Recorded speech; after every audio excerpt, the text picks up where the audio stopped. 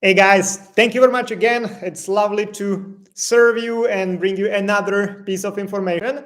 But before I start the main topic today, which is quotas, like limits on how many applications can be submitted on some specific Czech embassies in the world, and then some specific programs for employers to overcome these quotas, I just wanted to share one piece of information with you because I've been doing these live streams for a couple months now. I do them regularly every Monday and every Thursday. I always choose some important immigration topic and then I go through it a bit more into detail. Not like on my TikTok or Instagram where I usually do like very short videos with like full of content, but here these on YouTube and Facebook are a bit deeper. So some of you, after watching my videos, get in touch with us and move to Prague and use our services, which is great. And I thank you for that. And I'm also happy that we can help because this is why I started this channel and why we have our channel with you, with Move to Prague and everything, because we want to help. So if you use our services, we're happy because we can help and we can make the process go smoother for you, whatever type of process it is. So this is one part of people watching me and following me. Another part of people is those who just need some piece of information, but they don't really need any services. Ayong, Merry Christmas. Thank you very much. Merry Christmas to you as well, and happy holidays. We still have some holidays ahead of us. So there's a second group of people who just need some information. They find it in my videos or in our blogs on movetoprague.com website, and they just do everything on their own. That's fine as well. And I'm happy that this piece of information provided by me helps as well. But there is a third group of people who follow me. And those are people who maybe don't need the services at the moment, but they want to support my work somehow. And that's why I started my own Patreon account. So if you know what it is, please find me there and join my Patreon club. If you don't know what it is, it's a platform where I share like special content, because what you can find here on YouTube or Facebook or my Instagram, TikTok, that's a free content, which is like a quality content. I believe it's a good content, but still it's kind of limited because you cannot really interact there and everything.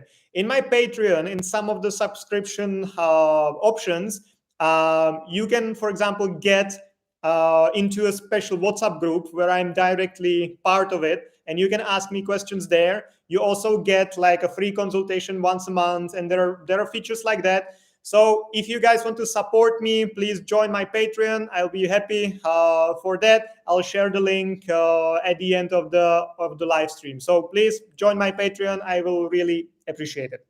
And now let's jump into the topic.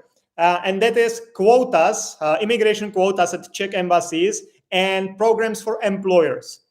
So first of all, what are quotas? Quotas mean that there is a maximum amount of people who can apply for a specific type of visa at some Czech embassy in a year.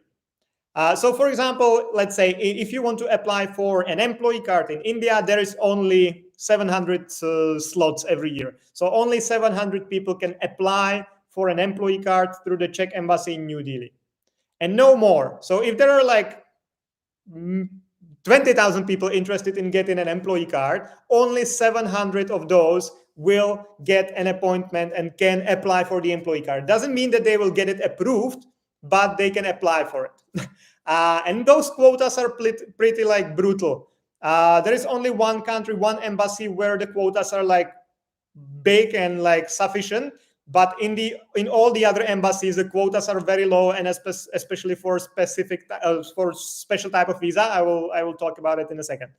So this limits the number of people who can come to the Czech Republic through that specific embassy for they call it like earning money purpose of stay. So that's employee cards or business visas.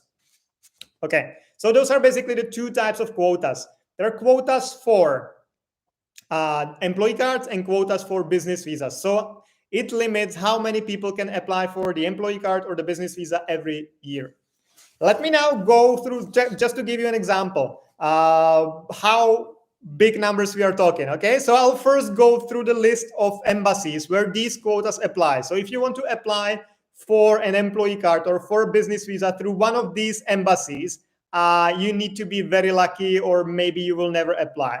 Okay, so let's go through it. This is the list of embassies or cities where Czech embassies have quotas, which means that they only accept limited amount of applications for employee cards and business visas every year. So Abuja, Addis Abeba, Accra, Algiers, Amman, Ankara, Baghdad, Baku, Bangkok, Beirut, Belgrade, Bratislava, Damascus, Dili, Erbil, Hanoi, Islamabad, Istanbul, Jakarta, Yerevan, Kabul, Cairo, Chisinau, Kiev, Lusaka, Lviv, Manila, Minsk, Nairobi, Nur Sultan, Pyongyang, Pretoria, Rabat, Sarajevo, Skopje, Tashkent, Tbilisi, Tehran, Tunis, and Ulaanbaatar. So those are cities in which Czech embassies have quotas. So if you need to apply through one of these embassies, you will only have limited amount of spots you can get. And to give you an example, for example, in Addis Abeba, there are 90 slots available for employee cards every year. 90, like 90. That means that only 90 people from the whole country can apply for an employee card every year. That means like divided by 12, 7 people maybe, 7 people every month. All the other people have no chance to apply. So that's 90. Most of the countries have these low amounts, like Accra 90, Abuja 90, Amman 90, Baghdad 60. Baku, for example, has 210. So only 210 people can apply for an employee card through the Czech embassy in Baku every year, which is pretty small number. If we look, for example, at the Czech embassy in India, in New Delhi, the quota is 1,100 people. So like India is like 1.5 billion people, I guess, something around that. And only 1,100 people out of that can apply for an employee card every year, which is kind of a brutal number. And there is one more thing which I will go through right now, and that is that some of the spots are only available for applicants going through special programs for employers. So to give you an example, for example, in New Delhi, the general quota on how many people can apply for an employee card every year is 1,100. But out of that 1,100, 1,100 are reserved for special programs for employers, which translated into like English means that 0 people from India can apply for an employee card if their employer is not part of a special program. So basically, if your employer is not part of the programs, you have no chance to move to the Czech Republic to work. That's stupid. That's crazy. I will do one of my rants about that probably this week because it's really stupid, but that's how it is. So if you're from India and your employer is not, you find an employer, but the employer is not registered in one of the programs, you have no chance of applying for an employee card. So, and these quotas work the same way in all the other countries. So like Hanoi, again, 200 people every year, and 200 out of that are registered for the programs. Yeah, some other examples, Islamabad 60-60, Lusaka 90-60, Kiev 1,600. So basically there is no chance that if your employer is not enlisted in one of the programs that you will ever get an employee card, that you will ever get an appointment to apply even. So that's stupid, but that's how it is. And let's go now, or maybe just Agnello, Andrews, hi mate, hi. Thank you very much for joining. I really appreciate coming here every time. Someone wants to join the live stream, so let's give them a chance because I have done it only once in the past. So let's see how it works. Let's approve it and let's see if he joins or she joins, and if I'll be able to answer questions, because I basically used this feature once in like once before, and or twice actually, but once it didn't really work out, once it did. So let's see how it works out this time, but it doesn't seem that the person will be joining. So never mind, let's continue with let me close it. Okay, so let's continue with the second part of the topic, and that's the special programs for employers. So we already know that there are quotas at some embassies limiting how many people can apply for an employee card or a business visa every year. Okay, maybe one more thing. The quotas for business visas are way lower than for the employee cards. So where for employee cards you have like 1,000 spots, for business visas would be 24 spots, for example. So basically, in some countries, there is no chance that you will ever get an appointment to get a business visa to the Czech Republic. But if you're interested in that, I can go through that some other time. Okay, so now quotas for employers. So why the quotas exist? The programs for employers. So why the programs for employers exist? Basically, the Czech Republic limited the amount of people who can apply through some Czech embassies for their employee cards. And many of these spots were reserved or are reserved only for specific programs for employers.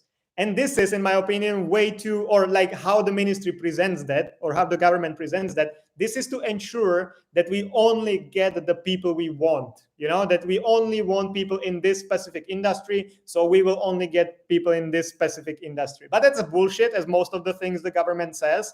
But okay, whatever, it works like that anyway. That many of the spots given by the quotas are reserved for one of the programs or for all of them.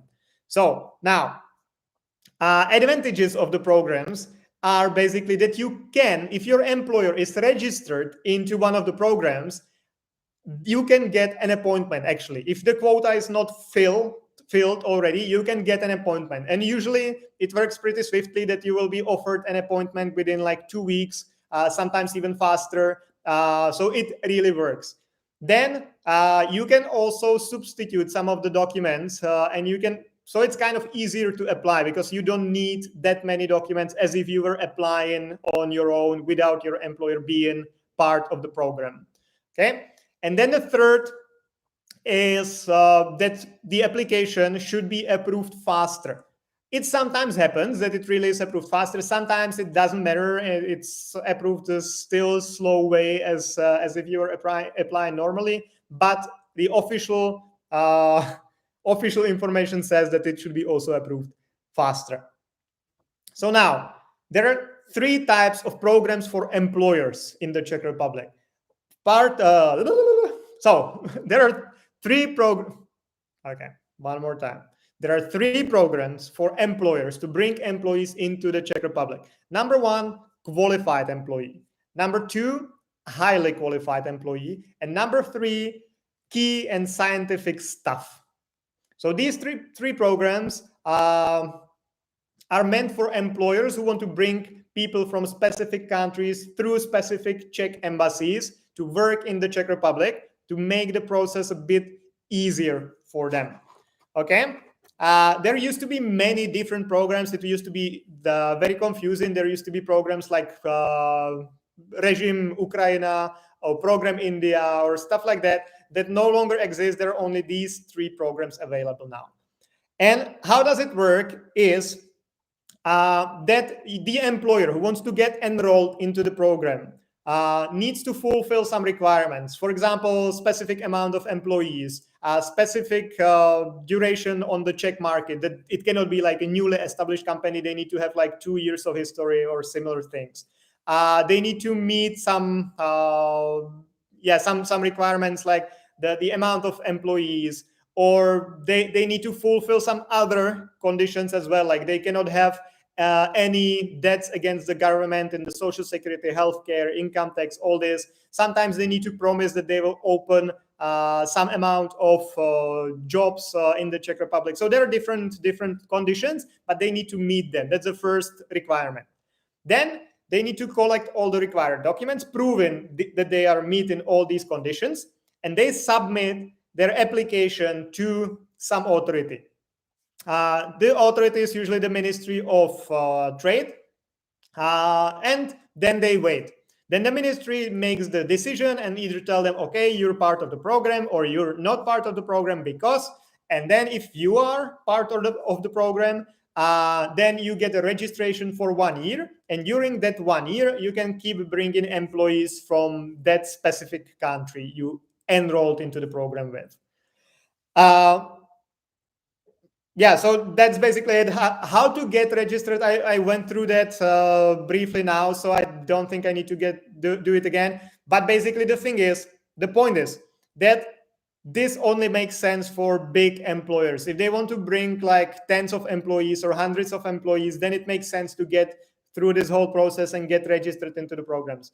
But if you just want to bring one employee from India or Ukraine or something, it makes no sense basically, because this whole registration process will take a long time, will cost you a lot of money, and it will be only valid for 1 year anyway. So you can bring one employee and that's it. So usually companies don't do that. We also don't really advise it to companies who just need to bring here one employee because it's just like a lot of work, a lot of hustle, and it's like not really worth it, in my opinion. But the option is there as long as you meet all the requirements. Also, the positions need to meet some requirements because for each of the programs, the positions need to meet different requirements. So, for example, the qualified employee is actually not really a qualified employee because it's meant for the lowest qualified positions. But there are specific positions you can use the program for. Then, obviously, the key and scientific stuff is the opposite side. So it needs to be like really highly qualified people and key personnel, for example, managers and positions like that. So yeah, this is just the government trying to limit the amount of people and the type of people move into the Czech Republic. But together with quotas, it really makes it complicated to move here as a foreigner if you're from one of these specific countries, or if you need to apply for your employee card through one of the specified embassies. So yeah, but what we can do about that? The thing is that the government often changes, or often they've changed it already a couple times. So the quotas can change in time, so they can be increased, decreased. Some of the countries might be like added to the list. Some of the countries might be like excluded from the list. That what also happened was that, for example, in India, there used to be slots for people who were not part of the program, but now they're not. So all the people coming from India must have employers who are part of the program. So there might be changes, but generally that's how I explained everything. Okay, so that was the official part. Some of you told me that I should be shorter or should be faster and make shorter videos. So that this is me doing shorter videos. I don't know how long it's been, 20 minutes. So it's not really shorter, but I tried. So now is the time for your questions. Guys, if you have any questions, please ask either about the programs, either about the quotas or something else. If you have questions from different field, that's fine as well. Just ask it here. I will be happy to answer them. Let me also remind you that I set up my Patreon account. So if you like what I do, if you want to support me and allow me to bring more free content and more free information to people, please join my Patreon and support me there. It really helps me keep going and gives me motivation as well. So I will be sharing the link to my Patreon under the video. So please join those of you who appreciate the content. And now, of course, as I mentioned, you have still some time for questions. So go ahead. I don't know. Let me see if I can see who's watching me. Hiral, Pater, Swarupa, Sahu, guys, if you have any questions, please go ahead. Otherwise, I'll be awkwardly dancing as always at the end, and we'll leave the live stream in about, 1 minute or so. And of course, if you don't follow me on TikTok or Instagram, please do, or YouTube. I usually post these recordings of these live streams on YouTube, and I also do kind of like transcripts of that. You can obviously have the subtitles there, so you can go through that yourself. But I also do a summary in the description under the video. So it's a bit more, if you want to go deeper in the topic, YouTube is definitely the best platform I'm on. Facebook is great to connect with me because I have this private group, expats in CZ help and support group, so we can like discuss there your specific situations and answer your specific questions. So that's a good platform for that. And if you're just looking for like a condensed information, that's definitely TikTok or Instagram. And I'm pretty fine on TikTok, and I share plenty of videos there. So join me there as well. And of course, the Patreon. Thank you very much, guys. If you don't have any questions, I wish you a wonderful week ahead. See you next time on Thursday. Enjoy the New Year's Eve if we don't see each other until then, or yeah. And see you either Thursday or next year. Thank you, guys. Bye-bye.